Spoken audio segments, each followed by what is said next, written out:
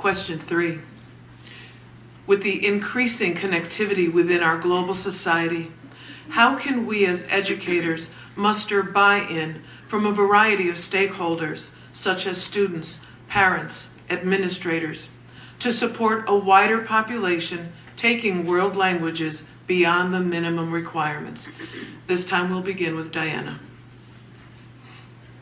I'm going to ask you to reflect on what you have done to advocate for or promote world languages, to motivate others to learn languages, or to educate people on the importance and benefits of learning languages. In his NYSAFLT speech, ACTFL Teacher of the Year, Dr. Ted Zaro stressed, language advocacy in the US has never been more important than now.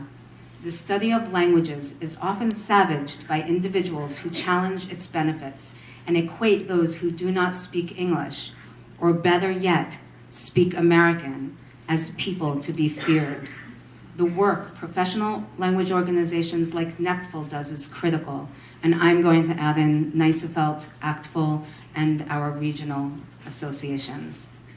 On the national stage, we are engaging lawmakers, encouraging promotion for early language programs, and seeking those willing to file legislation to promote multilingualism. The classroom teacher is the linchpin to successful language advocacy.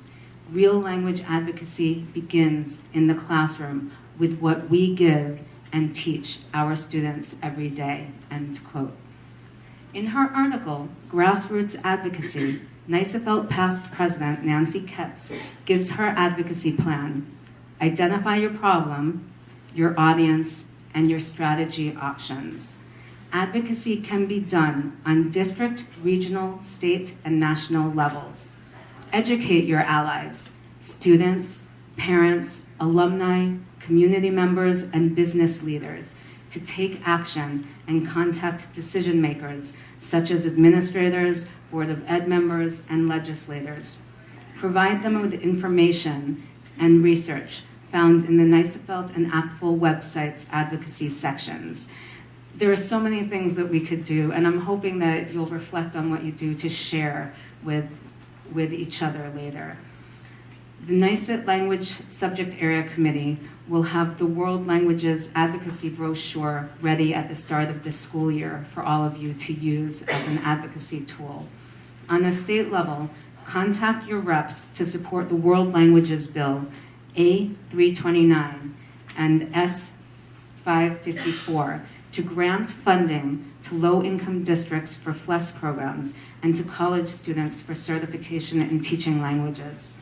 Send a letter from the Advocacy Take Action section at NYSAFLT.org to our U.S. senators, urging New York State representation on the Commission on Language Learning.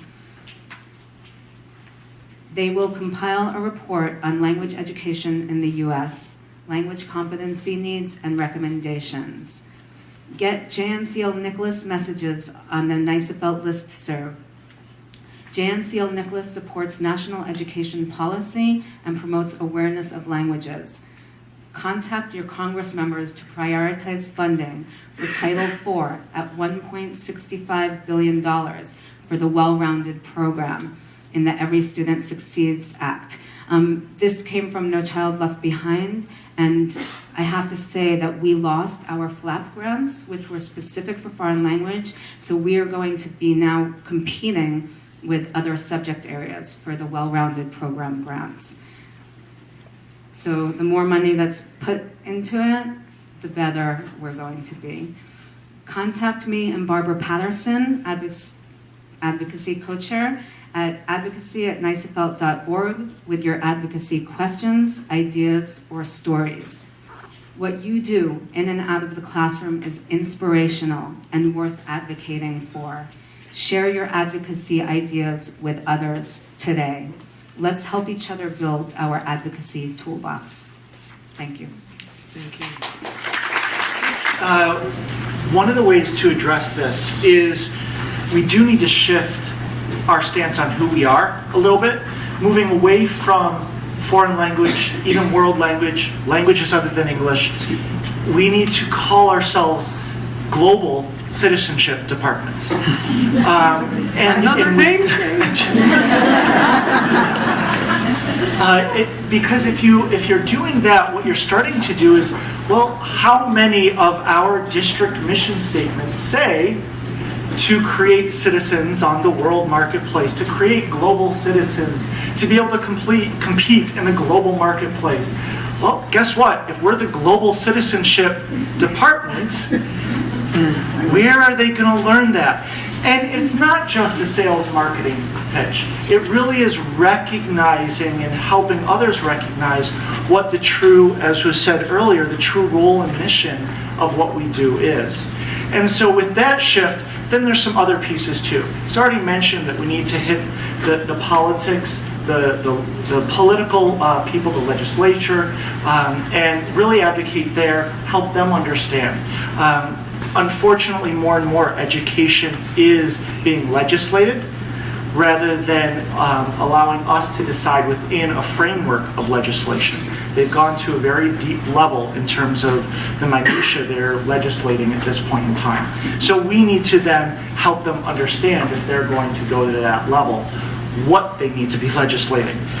We also need to go with less in our advocacy around why we should do foreign language or global citizenship departments, and instead really look at embedding what we do across our school culture, across our district culture, so that we are a part of each piece. When you have assemblies, of course there's also going to be at least one language or culture highlighted in that assembly. Why?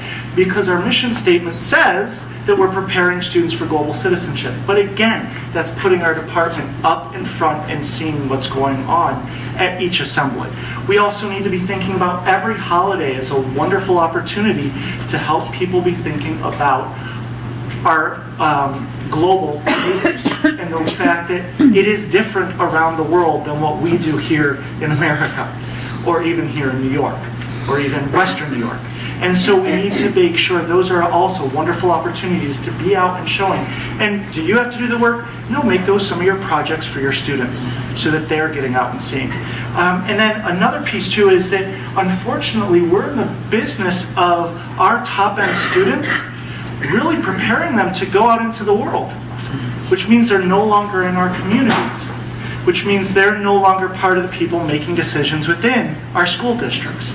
And so you need to find ways to stay connected with and bring those students back in, even if it's through technology virtually, to be able to speak on behalf of what you're doing and the value it was to them so that their voice is still heard within the community in which your district is located.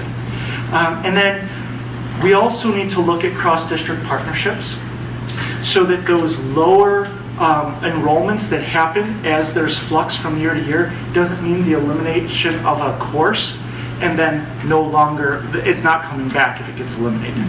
And so instead partner with other districts. And how do you do this? This is through maybe technology, maybe through shared staff. There are ways to do it that have been seen across the board, across the state. But that allows your department to never be cut, but rather being seen as creative problem solvers. And so you'll be coming, so administration comes to you to solve rather than just handing you the decision. And then the last is you need to educate your guidance counselors. Enough. When students leave with tangible, marketable, valuable evidence of their accomplishments, programs will sustain and grow. The best thing that ever happened to us was when SUNY schools made language proficiency a requirement for completing a college degree and set criteria for achieving that requirement before they even entered. This kept more students in Checkpoint B programs, and instead of striving to just pass the Regents, they were shooting for 85. While as freshmen and sophomores, their goal was to get out of taking language in college, they eventually discovered they liked languages and were successful at languages, so they continued on to Checkpoint C. Success breeds success. And students who went on to their undergraduate programs who had already attained a useful level of proficiency went on to take additional courses, consider minors, second majors, and study abroad experiences, even if they weren't going to be language majors or language teachers. Many schools like mine were able to offer college credit courses in the high school, which gave students a college transcript instead of killing off all but those driven to take the AP. This kept more students of a wider range of abilities in level 4 and 5 classes so they could continue to develop their proficiency. Once I had students from Perry going to schools, getting advanced standings with their earned college credits, word of mouth took over and the program sold itself, similar to what Dawn talked about before. While I think the certificate of biliteracy could work as a similar tangible result if universities and employers start giving it tangible value as well. Ideally, I'd love to see all of our students take an official OPI upon completion of their highest level so that they could have an official, internationally recognized designation of their language proficiency on their resume for college and employment. Thank you. It's Dawn? already been said, and I guess the only thing I would come back to, because I agree with all of the statements that have made, is we need to make sure that our communities, and that's parents, students, and non-folk in our community who don't have conditions directed to our school district, realize, because I don't think this has actually been sold yet, but I think that you'll find advocates that will support you in this, that you cannot get by with just English. It doesn't matter what career you're going to go, what profession you're going, you cannot get by with just English. I had a local businessman come to me, and actually not come to me, but I heard him speak, and he's the CEO of his company. He does work in China. He studied the Romance language, not Mandarin. He has learned Mandarin because he does not want to be sitting in those meetings where the natives from China that he is interacting with know what he's saying every time he speaks, but he doesn't understand what they're saying every time they speak. And because it's not good for business. It's just not good for business. They're making deals on the side, and he's just sitting and waiting to figure out what are they going to actually say to me when they finally speak English again.